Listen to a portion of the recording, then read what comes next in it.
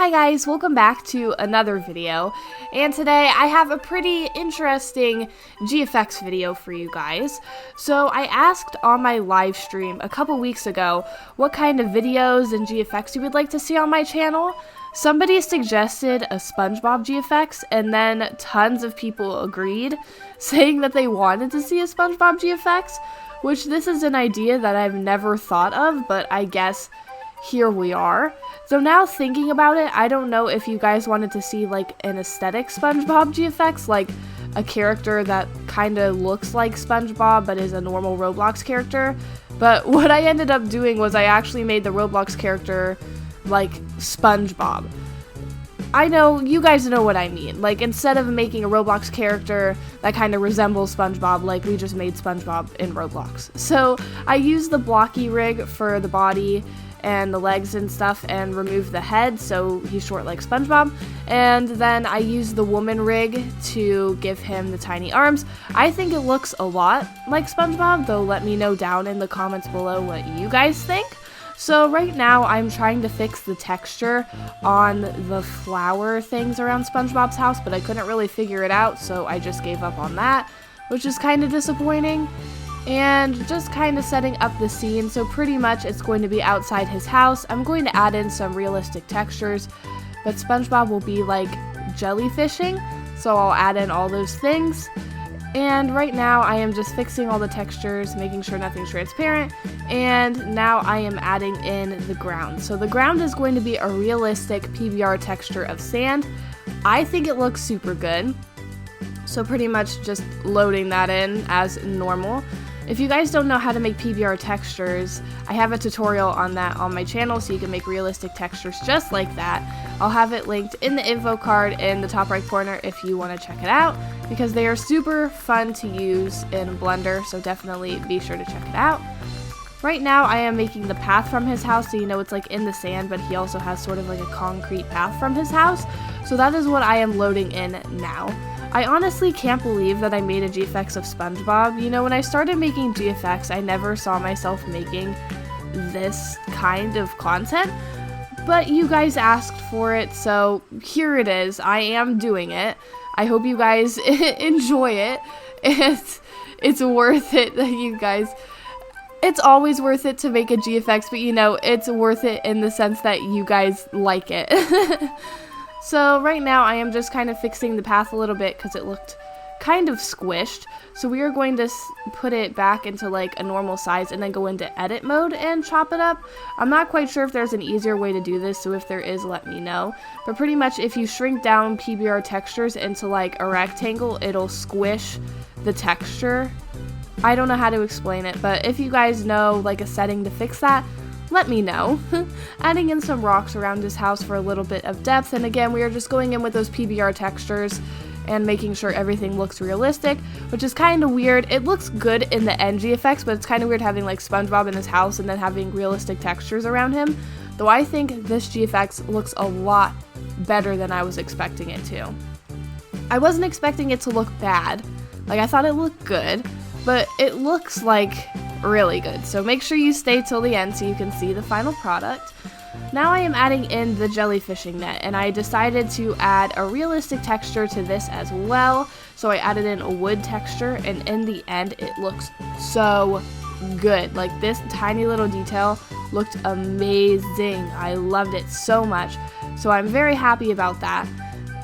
As you guys can see a little bit right there, but I was doing most of this in solid mode because I had added so many realistic textures that I was kind of lagging a little bit.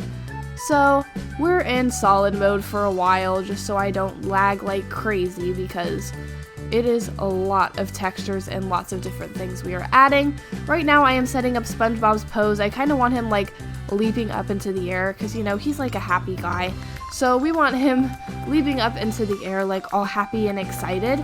And I'm also going to be moving his arms so he is holding his jellyfishing net above his head.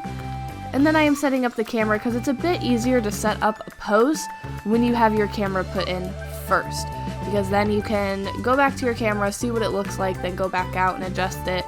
It's a lot easier than kind of like having to go back and forth like moving around. All you have to do is hit that 0 on your number pad and you are good to go. So right now, like I said before, I am just setting up the arms. They took a little while to set up, but finally I am done, and I'm going to be putting the jellyfishing net in and adjusting the hands a little bit, which was kind of weird because thinking about it, this doesn't look like SpongeBob, but it also kind of does. It's just a little bit weird if you think about it. Right now I am adding in the jellyfish, and then I am tilting the camera a little bit to give it more of like, I don't know, a little bit of excitement, I guess. And also adjusting SpongeBob a little bit. I'm going to be bending him over a little bit so it kind of gives it, again, more excitement, more like interesting things to look at. So it's not just like a stiff pose. I think that's the kind of word that I'm going for. And I'm setting up my render settings. I'm trying to add depth of field, but I can't figure out why it won't work. So if you guys know how to use depth of field pretty good in Blender, let me know down in the comments below your tips. Because it doesn't matter what number I put it on, like if it's a really, really low number or a really, really high number, I don't notice any difference in the background, which is so weird. So let me know if you guys have a fix for that, because I have no idea what's wrong with that. Now I am adding in an HDRI, and I was pretty happy with the first one that I picked because it looked like SpongeBob. So I'm super happy about that. Just adjusting the rocks a little bit, and now I am setting my render settings up, and I think we are about to start rendering. So here is the render for this GFX.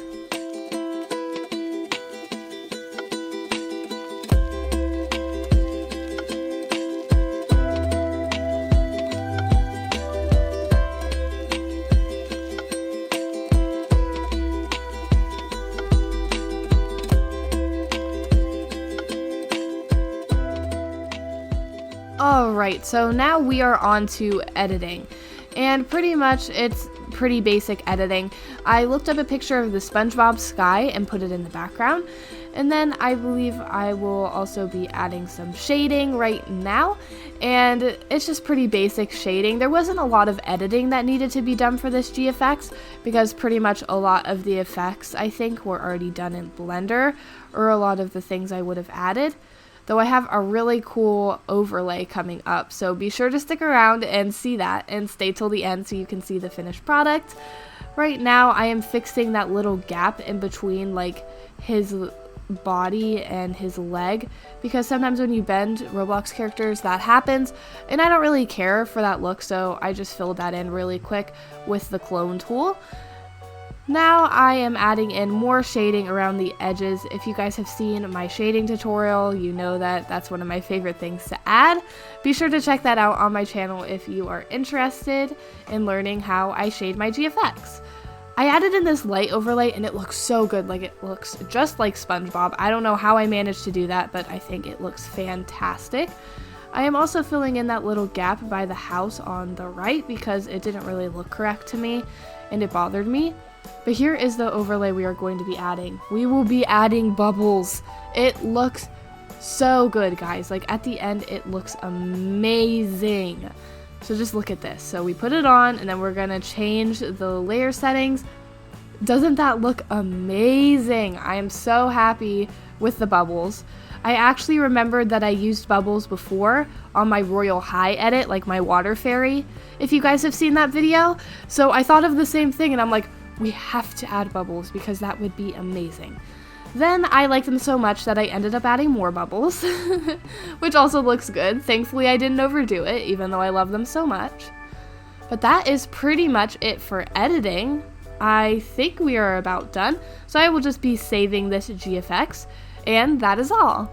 So here is the finished product. I hope you guys like it. It is a very interesting GFX, but I am very happy with how it turned out. And again, the bubble overlays, like, they look amazing. I am so happy with those. But if you guys enjoyed this GFX, please be sure to leave a big thumbs up and let me know what you think down in the comments below. If you have any other GFX suggestions, just let me know in the comments as well. I always read all of my comments, so if you have any video ideas, GFX ideas, anything like that, just let me know. If you are new to my channel, please be sure to subscribe and hit the bell so you don't miss any future uploads from my channel. But anyways, guys, that's all I have for you today. I hope you enjoyed this video, and I'll see you in the next one. Bye, guys!